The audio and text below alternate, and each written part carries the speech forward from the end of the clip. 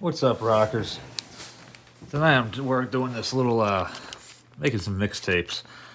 I want to start by saying, it looks like back in June 4th, 08, one of the stores had this for $2.50, but before that, it was in Spruce Pine Variety in Spruce Pine, North Carolina for $8. So you get 3 of these Memorex HB2. Now what these are is these are more or less a variation of the Memorex MRX1, which get a bad, these don't really get the bad rep like the MRX1s do.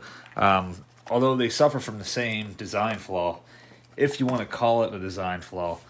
These utilize foam pressure pads similar to what an 8-track tape uses. The problem with that is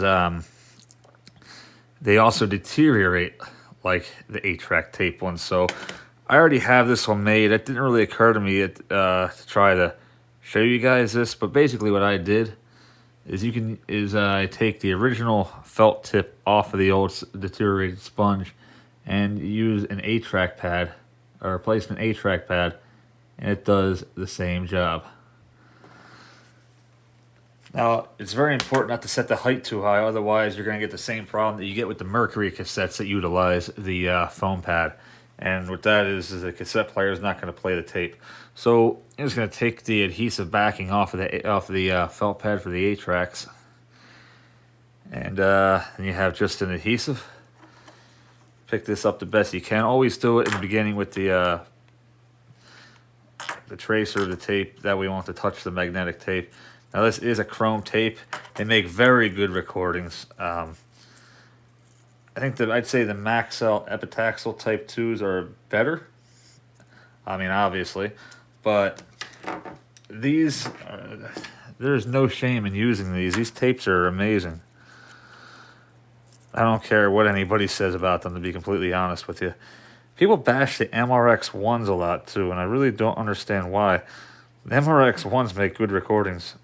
Then again, a lot of that has to do with what deck you utilize to make it as well.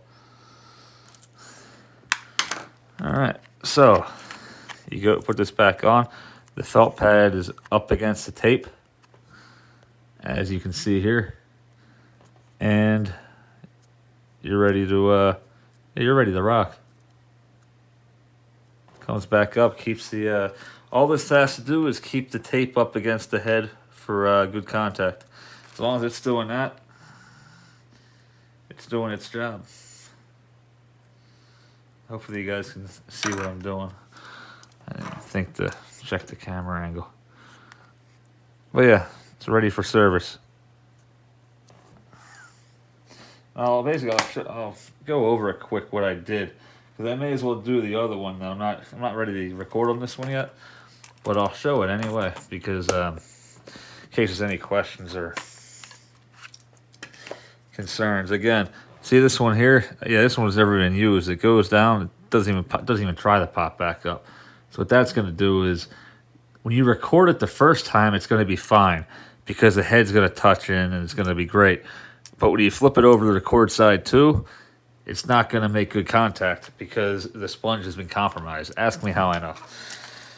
I may have tried it already. And all you do is lose 45 minutes of your life that you're never going to get back. So hopefully you're still in focus here. Pick the head out, because you're going to need that. You want to keep that. You want to keep this felt pad here, because that's what the tape rides on. Get it zoom. Get a good shot. No. Doesn't look like it wants to zoom in very good on that. Okay, whatever.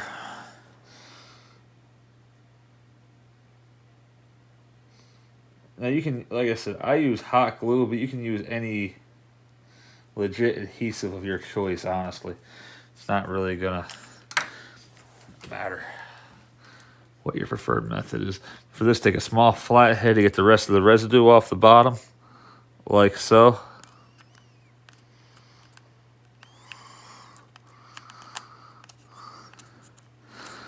Now some people, there you go, perfect. Now some people might say, hey man, that's an awful lot of nonsense and extra work to go through. But look at it, this is an awesome looking tape. Like I said, they're one of my favorites. I've always liked them for some reason. They make good, like I said, and they sound good too when they're properly made on good equipment. Okay, now you take one of these 8-track pressure pads. You have to get the ones with the adhesive backing. A lot of the replacement 8-track pressure pads have the solid backing already there, which unfortunately isn't really going to work much. Well, you can make it work. It's not going to be as easy. You want to get one as close to size as possible. So as you can see, that one there is pretty close. Now, these stick up a lot further than the cassette one, so you're going to want to do is kind of try to eye it up as best you can. I'd say about right here, do it, and snip. And then you have your little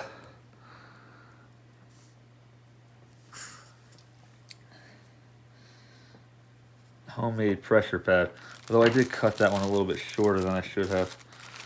So we're gonna make another one. That's okay though. I like doing things twice.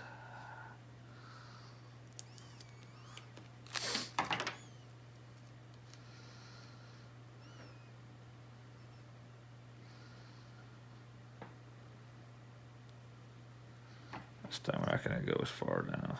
Try like right there and snip.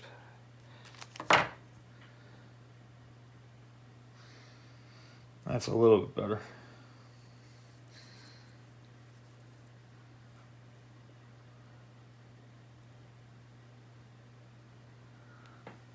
You guys probably, yeah, I don't think I'm in the camera that good. And anyway, just use your adhesive, put in between the two. It's not perfect, but it'll do. And it pops back, goes down, pops back up. That's all you need. So I'm gonna grab that, do the adhesive part real quick. You guys should be able to see it pretty. Damn it! Wow. Like I said, it's a little finicky and touchy, so try not to judge me too hard on it, and hopefully it doesn't go out of focus. Basically, put a little dab of whatever your adhesive choice is. Like I said, I like hot glue myself. Be careful not to burn yourself. It does hurt like a son of a bitch. And pop it down on that.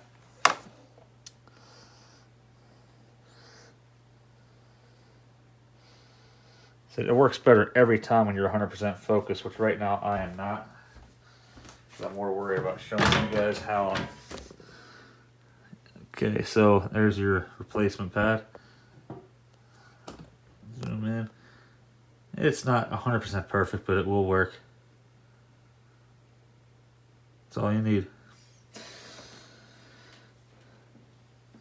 Speaking of time you're never going to get back, hopefully you don't feel like this was 8.5 minutes of time that you're not going to get back. But if you do, I greatly apologize for that. But if you, like myself, are a fan of the old Memorex tapes, hopefully you found this trick in good handy. And I've also found that if you use the flat pieces, like how the ones for the 8-tracks have that smooth edge on it, for some reason it doesn't seem to work with the cassettes very well. But that's a story for another day. Anyway, guys, peace out. Thanks for watching. I'm going to get this in. Like I said, I showed you how that one worked. That's in there. I'm gonna get ready to make this recording then. I do want to try to line this up a little bit better. You want to try to get it the first shot, but just like anything else, sometimes you can't get it perfect right away. No matter what way you slice, it's a pain in the neck. So yeah. Anyway, sorry for rambling on more than I had to, but there you have it. Memorex HBII, which is a variation of the famous MRX1, but much higher quality and much better fidelity. So actually, I love the way these things turn out. I haven't had a bad experience with them yet. So anyways, catch you later. Rock on. Thanks for watching.